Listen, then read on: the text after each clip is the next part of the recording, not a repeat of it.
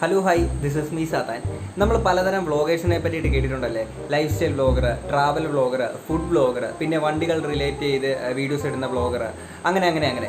പക്ഷെ നമ്മൾ ഇന്ന് റിയാക്ട് ചെയ്യാൻ പോകുന്നത് ഇവരെ ആരെയുമല്ല, ഒരു ആസ്ട്രോലോഗറിനെയാണ്. അതായത് ഒരു ജ്യോതിഷ പണ്ഡിതനെയാണ്. അദ്ദേഹത്തിൻ്റെ യൂട്യൂബ് ചാനലിൻ്റെ പേര് പ്രജീഷ് ബി നായർ ആസ്ട്രോലോഗർ. അപ്പോൾ ഇതിനകത്ത് നമ്മൾ റിയാക്ട് ചെയ്യുന്ന ആ ഒരു വീഡിയോയുടെ തംബ്നെയിൽ എന്ന് പറഞ്ഞാൽ, നിലവിളക്ക് കെടുത്തിയ ശേഷം ഈ ഒരു കാര്യം ചെയ്താൽ അത്ഭുതകരമായ സമ്പത്ത്. എങ്ങനെയാണ് അത്ഭുതകരമായ സമ്പത്ത് ഉണ്ടാക്കാൻ കഴിയുന്ന ആ ഒരു കാര്യം എന്താണെന്നുള്ളതാണ് നമ്മൾ ഈ ഒരു വീഡിയോയ്ക്കകത്ത് നോക്കുന്നത്. അപ്പോൾ അങ്ങനെ എല്ലാവർക്കും സമ്പത്തുണ്ടാക്കാം, നിങ്ങൾക്ക് സമ്പത്തുണ്ടാക്കാം. അപ്പം ഇതൊരു ഇൻഫർമേറ്റീവ് വീഡിയോ എന്നൊക്കെ നിങ്ങൾ വിചാരിക്കും. No guys, it's a stupid reaction video ആണ്. കാരണം ഞാൻ ഇതിനകത്ത് ചിലപ്പോൾ ചില വിവരക്കേടുകളൊക്കെ വിളിച്ച് പറഞ്ഞു തന്നിരിക്കും. ഓക്കെ, ആൻഡ് അധികമായിട്ട് ഈ പറയുന്ന ജ്യോതിഷത്തിലൊക്കെ വിശ്വാസമുള്ള ആളുകൾ ദയവേത് ഈ ഒരു വീഡിയോ സ്കിപ്പ് ചെയ്ത് പോവുക. കാരണം ചിലപ്പോൾ ഞാൻ നിങ്ങളുടെ അണ്ണാക്കിലടിച്ച് തന്നിരിക്കും. ഓക്കെ, എന്തായാലും നമുക്ക് നേരെ വീഡിയോയിലോട്ട് പോകാം. വിളക്ക് കത്തിക്കുന്നത് എന്തിനു വേണ്ടിയാണെന്ന് ആദ്യമേ അറിയണം. നമ്മളുടെ ഒരു ദിവസത്തിൻ്റെ ആരംഭം വീട്ടിൽ നിന്നാണ്. ആ വീട്ടിൽ നിന്ന് ആണ് തുടങ്ങുന്നത്. അപ്പോൾ ഒരു ദിവസത്തെ ആരംഭം എങ്ങനെ ആണ് എന്നുള്ള അനുസരിച്ചിരിക്കും ആ ദിവസത്തെ തുടർന്നുള്ള കാര്യങ്ങളും. നല്ല രീതിയിലൊരു വീട്ടിൽ നിന്നൊരു ആരംഭം ഉണ്ടായാൽ, ഒരു ദിവസം ആരംഭിച്ചാൽ അന്നത്തെ ദിവസം നമ്മുടെ മനസ്സ് ശാന്തമാകുകയും ഏർപ്പെടുന്ന കാര്യങ്ങളിൽ നല്ല ശ്രദ്ധ കൊടുക്കാൻ പറ്റുകയും ആ ദിവസം പ്രയോജനപ്പെടുത്താനും പറ്റും. അപ്പം ഒരു ദിവസം ആരംഭിക്കുന്ന വീട്ടിൽ നിന്നാണ്. വീട്ടിൽ നിങ്ങൾ രാവിലെ വിളക്ക് തെളിയിക്കണം. അങ്ങനെ ഒരു ദിവസം ആരംഭിച്ച് നോക്കിക്കേ, ജീവിതത്തിൽ മാറ്റം വരുമോ ഇല്ലയോ എന്ന് എന്നിട്ട് നിങ്ങൾ നോക്കുക. അതൊക്കെ നല്ല കാര്യമാണ് കേട്ടോ. കാര്യം നമ്മൾ വിളക്ക് തെളിയിച്ച് കഴിഞ്ഞാൽ നമ്മുടെ ജീവിതത്തിൽ ഒരൊറ്റ ദിവസം കൊണ്ട് മാറ്റങ്ങളൊക്കെ സംഭവിക്കാമെന്നൊക്കെ പറഞ്ഞു കഴിഞ്ഞാൽ അടിപൊളി, സൂപ്പറാണ്. പക്ഷേ ഈ 2018 വെള്ളപ്പൊക്കമൊക്കെ വന്നിരുന്ന സമയത്തൊക്കെ നമ്മൾ എങ്ങനെ അത് വിളക്ക് കത്തിക്കും? കാര്യം പല ആളുകളുടെ വീടുകളിൽ, 2 നില വീടുകളിൽ 2ാമത്തെ നിലയിൽ വരെ വെള്ളം കയറിയിട്ടുണ്ടായിരുന്നു. അപ്പോൾ ഈ വിളക്ക് എവിടെ കൊണ്ടിട്ട് കത്തിക്കും? ഈ ടെറസിൻ്റെ മണ്ടയിൽ, വീടിൻ്റെ ഏറ്റവും മണ്ടയ്ക്ക് കൊണ്ടിട്ട് കത്തിക്കുമോ? പോട്ട് അതെല്ലാം പോട്ട് അവിടെ ഒന്നും വെള്ളമില്ല, വീടിൻ്റെ മുറ്റത്ത് വരെ വെള്ളം എത്തിയിട്ടുള്ളൂ എന്ന് വിചാരിക്കുക. അപ്പോൾ വീടിൻ്റെ ഏതെങ്കിലും ഒരു കോണിട്ട് നമ്മൾ വിളക്ക് കത്തിച്ചു. അപ്പോൾ ഈ വന്ന ജീവിതത്തിലെ മാറ്റങ്ങളെന്ന് പറഞ്ഞല്ലോ, അപ്പോൾ ഈ വന്നു കയറിയിട്ടുള്ള ഈ പ്രളയത്തിൻ്റെ വെള്ളം മൊത്തം തിരിച്ചിറങ്ങി പോകുമോ?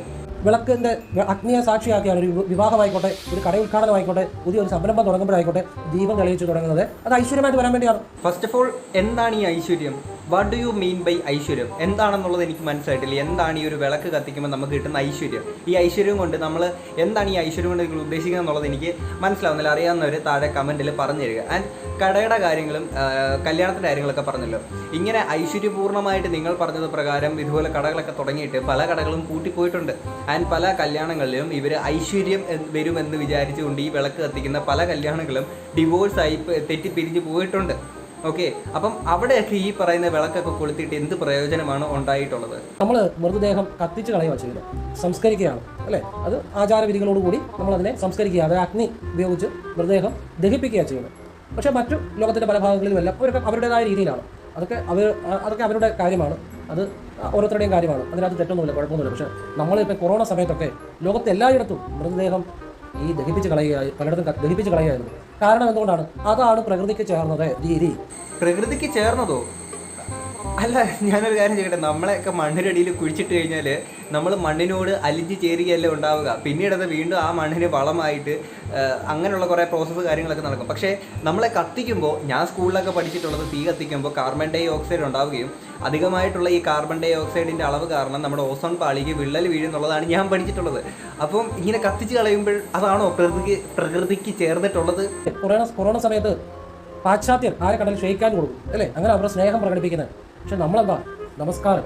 അപ്പോൾ അതാണ് ശരിയെന്ന് നമുക്ക് ആ കൊറോണ സമയത്ത് മനസ്സിലായി. കാരണം കൈകൾ അങ്ങോട്ട് ഇങ്ങനെ കൊടുക്കുമ്പോൾ ആ കൊറോണ എന്ന് പറഞ്ഞ ആൾ പകരും. അപ്പം നമ്മൾ അതിസംബോധന ചെയ്യുന്നത് എത്രയോ നൂറ്റാണ്ടുകൾക്ക് മുമ്പ്, എത്രയോ ആയിരക്കണക്കിന് വർഷങ്ങൾക്ക് മുമ്പ് സനാതന ധർമ്മം നമ്മളെ പഠിപ്പിച്ചിരിക്കുന്നത് നമസ്കാരം എന്ന് പറഞ്ഞാൽ അതിനകത്ത് സ്നേഹമുണ്ട്, ബഹുമാനമുണ്ട്, ആദരവുണ്ട്, സമത്വമുണ്ട്.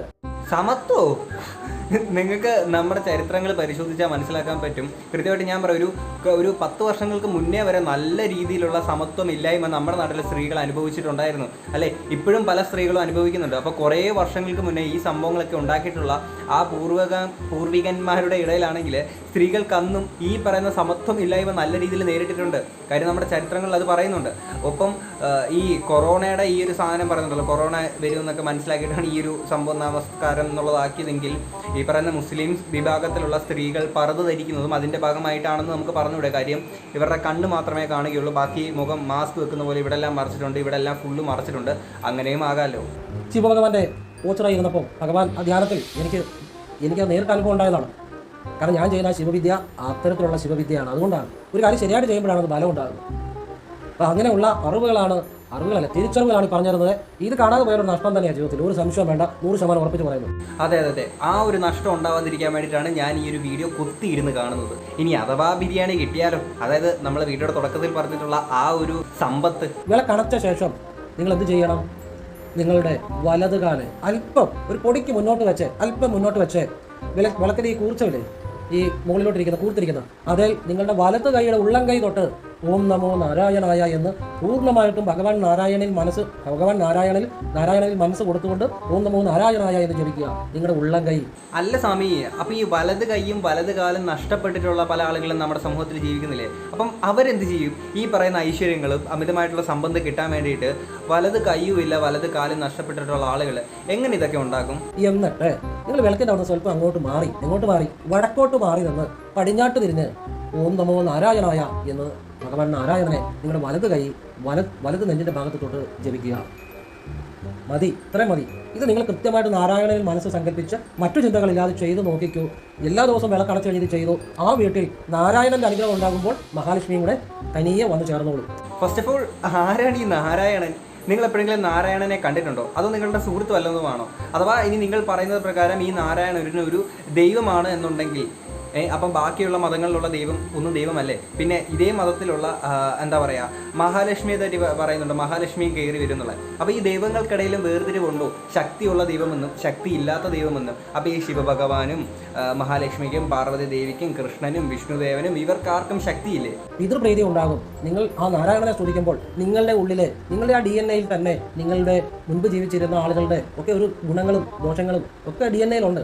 ആ DNA, നമ്മുടെ ശരീരത്തിലെ ആ DNA ഉൾപ്പെടെ ആ ഒരു ഈശ്വര നാരായണൻ എന്നുള്ള ചിന്തയിൽ, ആ ഒരു പ്രാർത്ഥനയിൽ, ഒരു സ്മരണയിൽ ശുദ്ധീകരിക്കപ്പെടുമ്പോൾ നമ്മളുടെ പൂർവികരായിട്ടുള്ള മരണപ്പെട്ടിട്ടുള്ള ആ പിതൃക്കൾക്കും ആത്മാക്കൾക്കും എല്ലാം ഒരു ഭഗവാൻ നാരായണന്റെ അനുഗ്രഹം ഉണ്ടാകും. മരിച്ചുപോയവർക്ക് എന്തിനാണ് നാരായണന്റെ അനുഗ്രഹം? മരിച്ചുപോയവർ പോയി, ദാറ്റ്സ് ഇറ്റ്. പിന്നെ മരിച്ചവർക്ക് വേണ്ടിയിട്ട് നമ്മൾ കർമ്മങ്ങൾ ഇവിടെ ചെയ്യാറുണ്ട്. അവരുടെ ആത്മശാന്തിക്ക് വേണ്ടി, ആത്മാവിന് ശാന്തി കിട്ടാൻ വേണ്ടിയിട്ടാണെന്ന് പറയാറുണ്ടെങ്കിൽ പോലും ജീവിച്ചിരിക്കുന്നവരുടെ ആത്മശാന്തിക്ക് വേണ്ടിയിട്ടാണ് ഇത്തരം കർമ്മങ്ങൾ നമ്മൾ ചെയ്യാറുള്ളത്. ഓം നമോ നാരായണായ എന്ന് ജപിക്കുക. ഓം നമോ നാരായണായ നമ എന്ന് ജപിക്കരുത്. കാരണം ഓം നമോ നാരായണ എന്നുള്ളതാണ് കറക്റ്റ്. അത് അഷ്ടാക്ഷരമാണ്. ഓം ന മോ ന ര, ഇത്ര 5ആയി. യ ന യ, ഇത്രയായി, 8 അക്ഷരമായി. അതിനകത്ത് ഓംകാരം ഉണ്ട്. ഓംകാരം നമ്മൾ സാധാരണ പല മന്ത്രങ്ങളിലും ഓംകാരം ചേർത്താണ് ജപിക്കുന്നത്. ഇവിടെ ഓംകാരം ചേർക്കേണ്ട കാര്യമില്ല. ഓംകാരം ആ അഷ്ടാക്ഷരത്തിനകത്തുണ്ട്. ഓംകാരം തന്നെയാണ് പരബ്രഹ്മം, അത് തന്നെയാണ് പരമേശ്വരൻ, അത് തന്നെയാണ് സർവ്വതും. അത് ആ ഓം നമോ നാരായണക്കകത്ത് ഉണ്ട്, ഓൾറെഡി ഇൻക്ലൂഡഡ് ആണ്. മനസ്സിലാകുന്നുണ്ടോ? അഷ്ടപ്രകൃതികളെയും നിയന്ത്രിക്കാൻ കഴിവുണ്ട് ഓം നമോ നാരായണയ്ക്ക്. ഒരുപാട് അത്ഭുത ശക്തിയുള്ള ഒരു മന്ത്രമാണ്.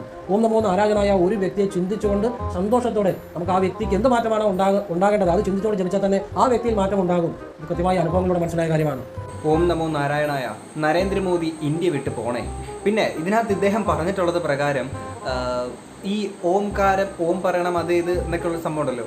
ഈ മന്ത്രങ്ങളൊക്കെ മനുഷ്യൻ ഭാഷ കണ്ടുപിടിച്ചതിന് ശേഷം ഉണ്ടായിട്ടുള്ള കാര്യങ്ങളല്ലേ ഇതൊക്കെ? ഈ മന്ത്രങ്ങളും തന്ത്രങ്ങളും വാക്കുകളും അക്ഷരങ്ങളും എല്ലാം ഈ മനുഷ്യൻ ഈ ഭാഷ കണ്ടുപിടിക്കുന്നതിന് മുന്നേ എന്തായിരുന്നു സംഭവിച്ചുകൊണ്ടിരുന്നത്? അന്ന് ഇവിടെയുള്ള മനുഷ്യന്മാർ നല്ല രീതിയിൽ ജീവിച്ചിരുന്നില്ലേ?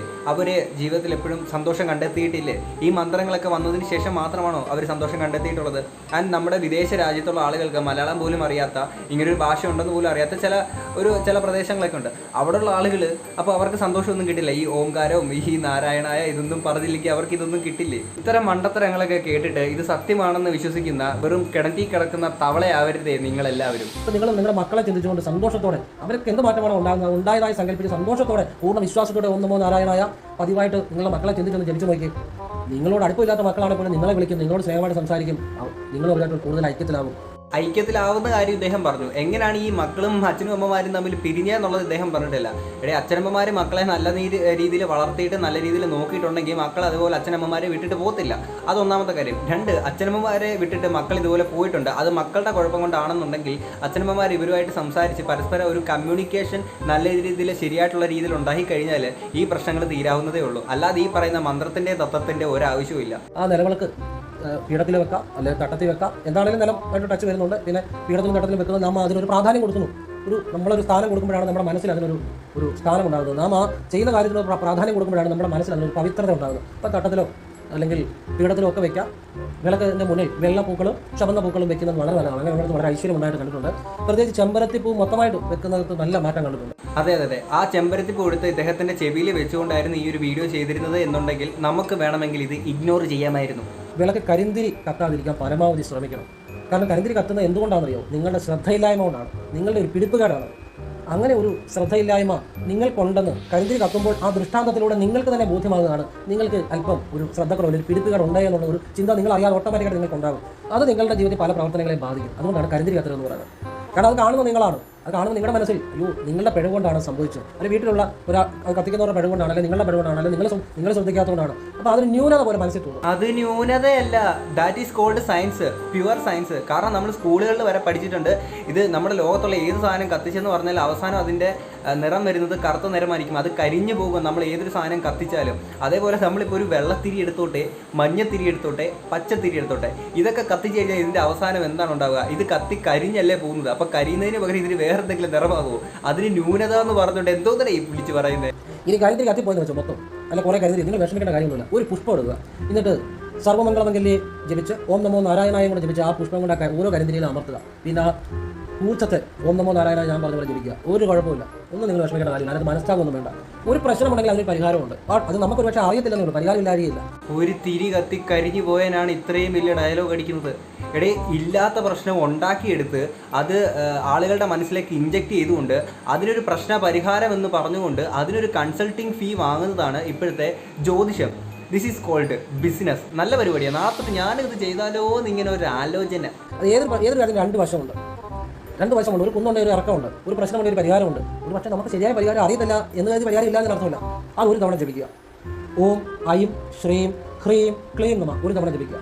ക്ലീം അല്ല, ഐസ്ക്രീം. ഇവിടെ ഇതൊക്കെ ഏത് ലിപി? അത് ഏത് മന്ത്രജപത്തോടു കൂടി വേണം, മനസ്സിലാകുന്നുണ്ടോ? ഏത് മന്ത്രം?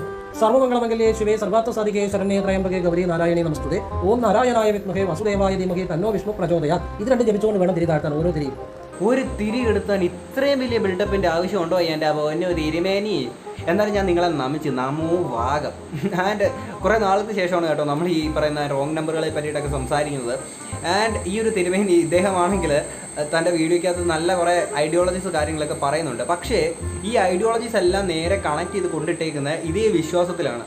എന്തിനാണ് അതിൻ്റെ ആവശ്യം എന്നുള്ളത് എനിക്ക് മനസ്സിലാവുന്നില്ല. കാരണം നിങ്ങൾക്ക് ഐശ്വര്യം ഉണ്ടാവും. വിളക്ക് ഈ മാനിഫെസ്റ്റേഷൻ്റെ കുറച്ച് കാര്യങ്ങൾ ഇദ്ദേഹം പറയുന്നുണ്ട്, ചിലത് പ്രകടിപ്പിക്കുക എന്നുള്ള സാധനങ്ങൾ.